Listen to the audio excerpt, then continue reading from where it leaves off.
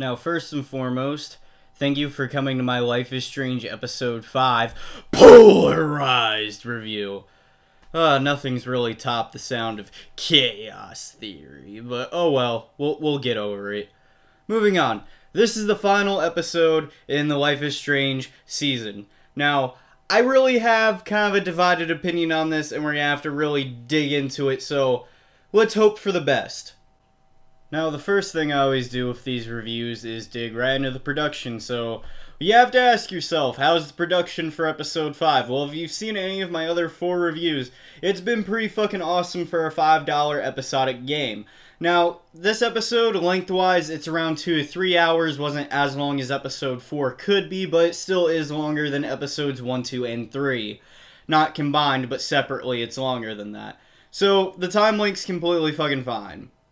Now, to dig into the different little fabrics and mishaps of this, you do have a few problems that come with the awesome production of this game.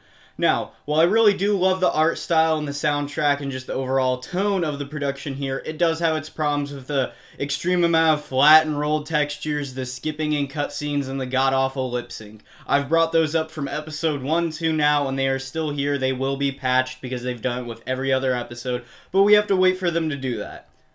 So to sum up all of the production for episode 5, it's the same that it's been, and I still fucking love it. Now, let's go ahead and transition into the gameplay. Now, in terms of gameplay, Life is Strange is still the same episodic point-and-click game, and the gameplay has remained intact. The real kicker with this episode is that all of the individual aspects that each episode did great individually were basically swarmed together and used into this episode, whether it was focusing in on a picture, a memory puzzle, reading text messages, or just doing the basic third-person walking around and clicking gameplay. That being said, it all stitches together very well, and I'm very happy with the gameplay, and I really don't have any qualms with the gameplay like I haven't had the whole time. So overall, the gameplay is still the same great episodic point-and-click game. It just brings a lot of the elements together, like the memory puzzles, the talking to people, the interacting with items, the memory puzzles, the tiny little smidgets of stealth, collecting pictures. It just brings all of it together for this final episode, which I'm really happy with. Okay, it's time to talk about the story of episode 5. Now, I have a lot to say, but I'm going to have to condense it and kind of keep it vague because I want you guys to be able to play this episode and still get the same shock and surprise that I had and make your own discoveries about it. So let's go ahead and get right into the story. Now, this episode picks up right where the last episode left off, which I would give you some more background about that, but I would be giving away some key story details. Anyway, this episode seems almost completely obsessed with the whole traveling through space and time through the pictures concept, which was something that I thought was really interesting in episode 3. I think this was ultimately a bad move for a long run in the series simply because of what it was going to amount to in the end and how they ended up having to biff the whole story around right here just to fit this episode. Now, this plays into where I said that the season should have been 6 episodes instead of 5 episodes, and it just goes one more day down into the week before, you know, the tornado happens.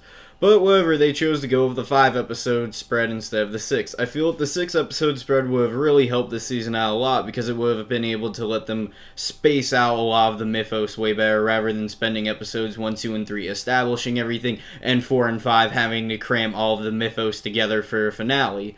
Does it do it well for this? Up until the very end. Let me explain. Now, my biggest problem with episode 5 is that it relied way too much on the traveling through time with the whole traveling through time through pictures thing. It just relied way too much on that. It didn't really rely on the freezing time, which was shown in episode 2, or any of the other elements that were kind of teased about throughout the whole season. It just kind of relied on going backwards with time and going through pictures. Which is ultimately okay, but it could have been done better. And you do have one trippy nightmare sequence that is very creative in the story, and I did like that. But ultimately, the story for episode 5 results in a pretty good finale. Not great, but pretty good. So now, with episode 5's story details all wrapped up in a nice little bundle for us, I need to talk about the ending.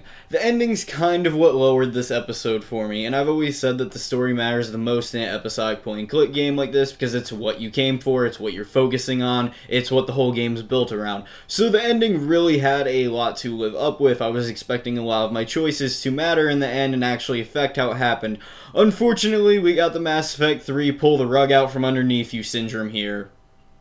And why I say that is that if you go with one ending, all of your choices do matter, but you kind of screw over everyone else, but the week at least happened. If you go with the other one, none of your choices happened, but you did the better ending for everyone around you. So you're gonna have to pick and choose. Personally, I hate this because it makes me feel like I kind of just wasted the pretty good portion of the game, but both endings were relatively good, though I wish that they didn't confirm one thing for the other ending, and that I would have been able to respect both endings in different regards, but as it sits, one ending's currently better than the other because they had to confirm something on their website as far as some characters go.